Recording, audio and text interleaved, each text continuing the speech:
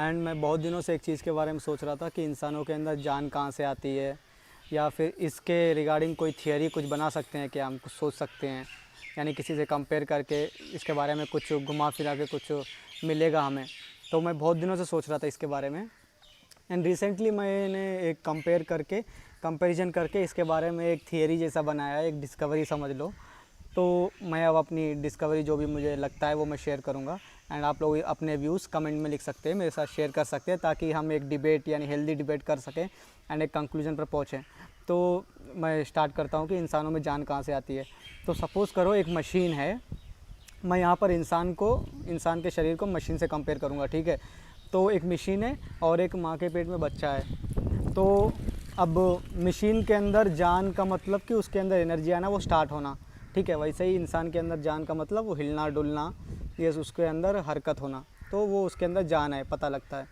तो सेम ऐसे ही मशीन को अगर हम इलेक्ट्रिसिटी से कनेक्ट करेंगे तो वो स्टार्ट हो जाएगी, उसमें जान आ जाएगी, एक तरीके से वो काम करने लगेगी, उसमें एनर्जी मिलने लगेगी मशीन को, और वो स्टार्ट हो जाएगा। तो इस तरीके से हम मान सकते हैं कि हाँ, मशीन में जान आ गई, वो स्टार्ट हो गई, वो काम कर रही है।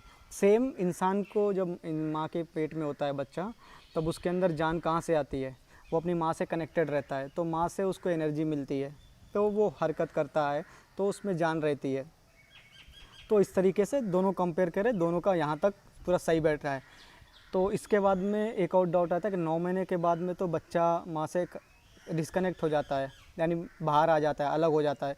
तो फिर बाद में वो ज़िंदा कैसे रहता है, बाद में उसमें जान कैसे आती है।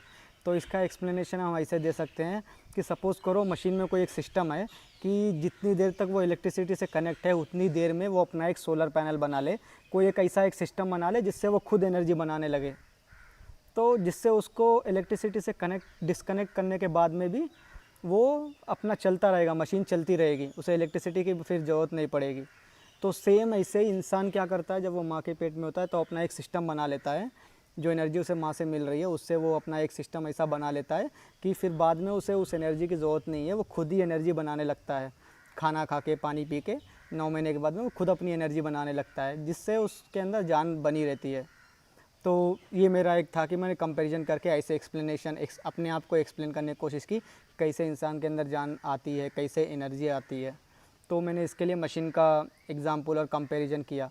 तो इसके रिगार्डिंग अगर आपको क्या लगता है कि ये सही बैठ रहा है मेरा एक्सप्लेनेशन जो भी है, या फिर इसमें कुछ कमी है, कहीं कहीं लूप होल्स हैं, या फिर कुछ क्वेश्चंस हैं आपके, तो प्लीज़ कमेंट में लिखिए ताकि हम लोग बात कर सकें एक दूसरे से एंड एक अच्छा कंक्लूजन कुछ ढूंढ सकें।